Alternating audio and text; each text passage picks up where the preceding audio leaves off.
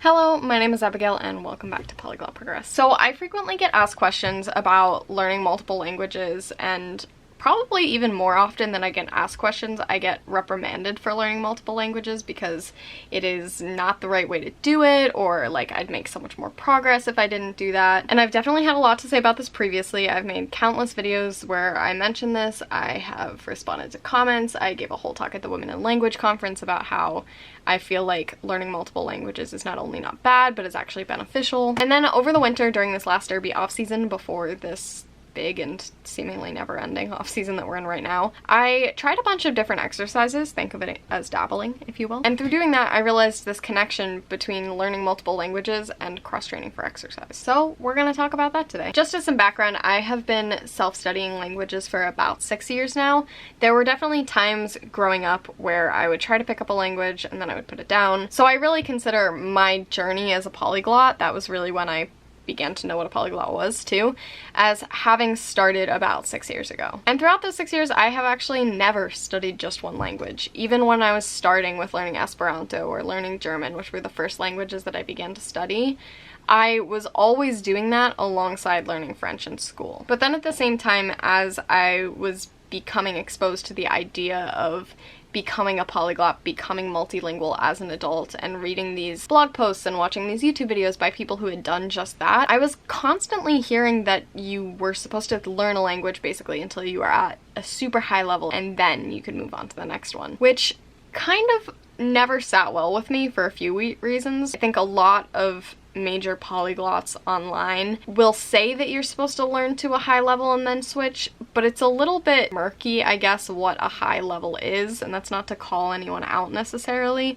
but I just feel like it's kind of a weird construct because, like, where is the level that you move on? And it just also didn't sit right to me because I was studying multiple languages, and I found that with every language that I added, things actually made a little more sense to me. And finally, probably the biggest reason it didn't sit right with me was I was constantly getting told that by learning multiple languages, I was slowing my progress. And to be completely honest, I'm not trying to learn a language as fast as I can. I have no desire to become fluent in a week or whatever span of time you want to put it on. I'm not trying to prove to myself or to anyone that I can learn a language in a very condensed amount of time. Sometimes I'll set myself time challenges because I think it's fun. I think it's a good little kickstart to your language learning.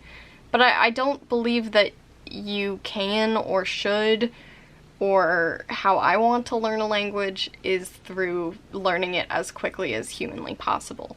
And so if studying 20 languages means I will learn all 20 languages over the course of 20 years as opposed to one a year for 20 years, I'm gonna do that instead. I really began to see that learning multiple languages could actually help the other ones when I was studying German for the first time, and the only reason that I understood the nominative and accusative cases was because of Esperanto. And then especially through the Romance Language Challenge that we did with Mango, I began to see how studying Spanish and Italian from nothing to then an intermediate level happened so effectively, and I don't want to say quickly, but I guess quickly for lack of a better word, because they were influencing each other and I was using them to learn cognates. I was using them to better solidify grammar, and they really just helped each other, and I saw what a benefit comes from learning multiple languages at once. On the athletics end, for anyone who doesn't know, I play roller derby, or at least I do when contact sports are allowed to be played, and I try as hard as I can to cross-train outside of that,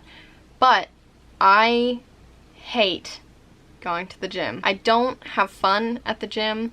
The only way I can even get myself to do it is to think about how it is making my roller derby better because I enjoy roller derby. So with this off season where I just had to cross train the whole time, I decided to try to kind of make myself a bucket list of different ways to work out. The list had pretty much everything. It had kickboxing, it had dance classes, it had like those aerial yoga classes, just pretty much anything that sounded remotely interesting to me, so that way I could at some point try it out. And I did take some of those exercise classes, and while I was doing that, while I was cross-training in all these different ways and seeing how these seemingly unrelated sports could influence my roller derby and help me out, I was able to see why learning multiple languages probably feels so beneficial to me, and it's because it is essentially like cross-training. So to break this down, we can say that my main sport is roller derby, which it is, and equivalently my main language is Spanish, which is what I'm focusing on studying for the month. So skills that I might need for roller derby might be general skating ability, strong core muscles,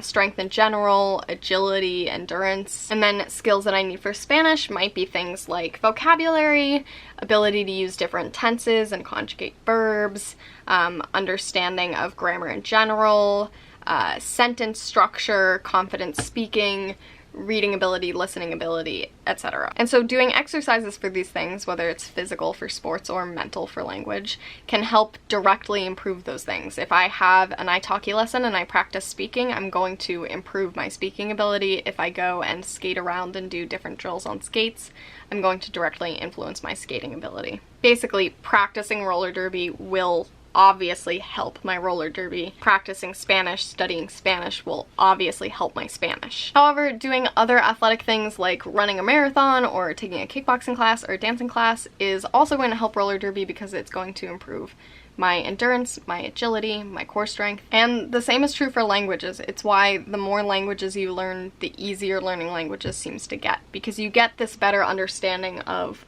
what grammar is, how to learn things, how to apply concepts that you learn in language learning. It's that reason that when I learned the nominative and accusative in Esperanto and then applied that to German, I was able to understand it better in German. However, in the reverse way, once I started to study it in German, it really solidified it back for me in Esperanto and made it even stronger there. Just as doing multiple athletic things like playing 2 sports or playing a sport and going to the gym helps in both endeavors, learning multiple languages is going to help with all of the languages that you study. You can sort of imagine each grammar point or vocabulary word or skill area, like reading or listening or writing or whatever, like a muscle in the body. Or you can imagine it like an area or a skill in a sport or athletic endeavor to strengthen. This is also why I would argue that dabbling in a language can actually help you in whatever language you are seriously studying. By taking a step back from your main project, we'll say Spanish again, to perhaps dabble in, I guess we'll use Italian again, you're not only taking this step back from Spanish that's going to allow you some space, give you some distance, let you get remotivated to study again, but you also have the ability to learn cognates that'll strengthen your vocabulary in Spanish, get a better understanding of grammar structures such as tenses and how to use them, and simply improve your language study skills. This is also why studying something that isn't language related, like science in school or something like that, is also going to help strengthen your language abilities because you strengthen your general study habits and methods. Learning multiple languages, playing multiple sports, studying multiple subjects in school can, yes, overwhelm someone, and it can lead to a great division of time between them all, which can lead to maybe slower progress. But for many, myself included, having multiple projects actually makes all of the projects feel more manageable. I am not someone who can focus on one thing. There's a reason I had 2 majors, 2 minors in college. I like to have a wide variety of things happening. And as I said, I'd argue that having quick progress isn't necessarily the goal for me or probably many of us out there. So while I am fine being totally slowed down, I'd say that learning multiple languages and doing multiple athletic things actually really helps me out. I'd be really interested to know if you prefer learning multiple languages or if you try to stick with one project. And if you do stick with one project, where do you feel like is the time to move on to the next one? Or are you really just committed to one language for the rest of your life? We do all learn differently, so if you feel like learning multiple languages is just so destructive for you and you really need to stick with one, don't feel like you have to switch over to multiple either, but I'd really love to hear where you are coming from. If you are wondering how learning multiple languages has been going for me since coming back from my year-long hiatus, I do have a summer goals update coming out on Saturday, so definitely check that out. I will see you then, or I guess more accurately, you will see me then, and remember, practice makes progress.